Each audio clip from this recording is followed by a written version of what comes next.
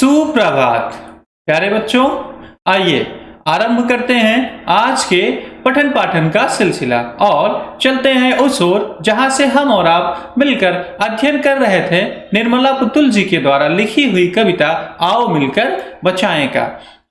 आपने इस कविता में अभी तक यह जाना था कि ये जो कविता है पूरी तरीके से झारखंड की जो एक आदिवासी जनजाति है जिसको संथाल जनजाति कहा गया है, उसकी जो अपनी संस्कृति है और उसका जो प्रकृति से जुड़ाव है, इसी से संबंधित यह कविता लिखी गई थी। आपने इस कविता में जाना था कि जो कवित्री हैं वो लोक जीवन की सहजता को बनाए रखना चाहती हैं। वे झारखंड की जो संथाली परिवेश है उस परिवेश के नृत्य, गान, हंसी, खिलखिलाहट, दुख, खेल कूद एवं शांति सबको महत्व देती हैं। उन्हें सुख और दुख, बच्चे और बूढ़े, मनुष्य और पशु, उमंग और शांति सभी के जो अनुभव हैं वे सब के सब प्रिय हैं। वे झारखंड के जनजीवन की स्वाभाविकता को बनाए रखने का आग्रह करती हैं। अपने प्रदेश की पहचान और उसी प्राकृतिक परिवेश को वो पुनः प्राप्त करना चाहती हैं जिसमें उनके पूर्वज रहा करते थे। शहरी संस्कृति के फैलाव के कारण लोगों के जीवन में जड़ता और ठहराव का भाव है। शहरी आबो हवा से बस्तियों में उच्छृंखलता का भय है। कवित्री लोक जीवन में मिलने वाले आपसी विश्वास और आशाओं को बचाने का आग्रह करती हैं। अर्थात संक्षेप में कहा जाए तो कवित्री वह सब फिर से प्राप्त करना चाहती हैं जिस परिवेश में, जिस माहौल में उनके पूर्वज रहा करते थे। अर्थात कवित्री को बढ़ती हुई आबादी और घटते हुए जंगल, आप कह लीजिए प्राकृतिक विनाश या शहरों का जो औद्योगिकरण की जो स्थिति है वो जंगलों की ओर पलायन जो हो रहे हैं, इससे कवित्री आपकी बहुत ज्यादा चिंतित है और कवित्री उसको बचाना चाहती है।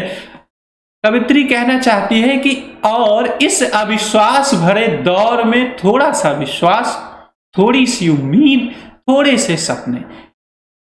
सब आपने पिछले वीडियो में देखा था कवित्री तमाम चीजें बचाने की बात कहती हैं, जैसे नदियों की निर्मलता, पहाड़ों का मौन, बच्चों के लिए खेल कूद के लिए आंगन, पशुओं के लिए हरी हरी घास और पहाड़ों की शांति। ये सारी चीजों के अलावा कवित्री कहती है, खास बात जहां से आपको ध्यान देना है, कवित्री कहते हैं इस अविश्वास भरे दौर में थोड़ा सा विश्वास।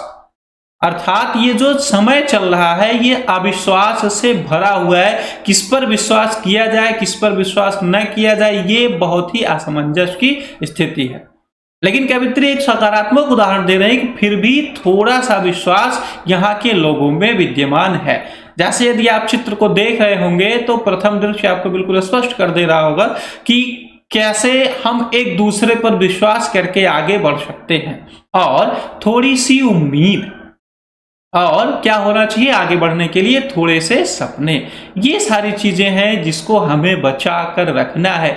यदि हम उदाहरण के माध्यम से आपको समझाने का प्रयास करें तो जैसा यह प्रस्तुत वीडियो जो है आपके ज्ञान राशि में या वृद्धि में सहायक सिद्ध होगा, ये हमें विश्वास है और हमें उम्मीद है कि जब भी आपसे कुछ करने को कहा जाएगा तो आप निश्चित उस कार्य को करके हमें पूरी तरीके से विश्वस्त कर देंगे कि आपके समक्ष जो सामग्री प्रस्तुत की गई थी वो पूर्णतः आपके योग्य थी, जिससे हमारा जो सपना है वो पूरी तरीके से पूर्ण हो जाएगा कि मैंने जो आपसे उम्मीद की थी आप उस पर खरे उतर रहे हैं, अर्थात आप अपना काम सहजता पूर्वक कर रहे हैं। तो ऐसे इन तीनों का आप संबंध भी जोड़ सकते हैं। इसके अलावा कवित्री कहती हैं कि आओ मिलकर बचाएं। ये सारी चीजों को कवित्री कह रहे हैं कि आओ मिलकर बचाएं। इस दौर में अभी भी बहुत कुछ बचा है हमारे पास। अर्थात इन पंक्तियों के माध्यम से कवित्री ये बताना चाह रहे हैं कि अभी भी सब कुछ समाप्त नहीं हुआ है। अभी भी इस संसार में बहुत कुछ है जिसको मिलकर बचाया जा सकता है। इस संसार से तात्पर्य जो आदिवासी संप्रदाय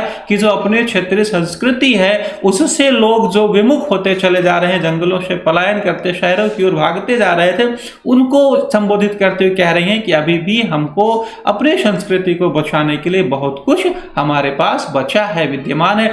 थोड़ा सा यदि आप ध्यान दें तो प्राचीन काल के जो आडंबर थे, अंधविश्वास थे, उसमें कहीं ना कहीं कुछ वैज्ञानिक तथ्य भी थे।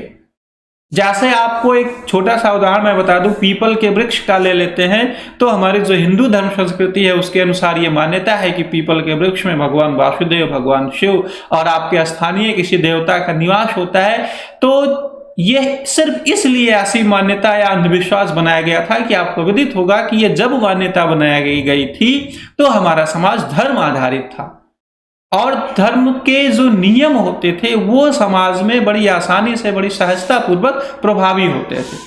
अब जब ये नियम बनाया गया था तो उस समय चूंकि समाज में धर्म की प्रधानता थी, इसलिए पीपल के वृक्ष के संरक्षण को धार्मिक आस्था दे करके लोग इसके संरक्षण की पहल करने लगे।